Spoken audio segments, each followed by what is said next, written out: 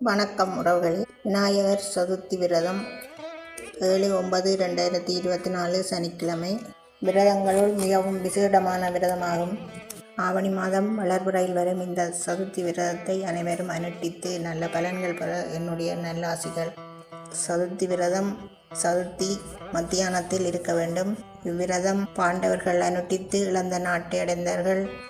தமயந்தி இவ்விரதமிருந்து நலனை அடைந்தாள். கிருஷ்ணர் ஜாம்பவதியையும் சியமந்தக மணியையும் பெற்றதும், ராமன் சீதையை அடைந்ததும், இந்திரன் அசுர பகையை வென்றதும், பகீரதன் கங்கையை பூமிக்கு கொண்டு வந்ததும் இந்த விரத மகிமையாகும். நாம் அனைவரும் விநாயகப் பெருமானை வீட்டில் வைத்து அவருக்கு பிடித்த நிவேதனங்கள் வைத்து 21 விதமான புஷ்பங்கள் அர்ச்சித்து விநாயகர் கவசம் முதலியன பாராயணம் செய்து வணங்கி நல்லருள் பெறுவோம். நன்றி.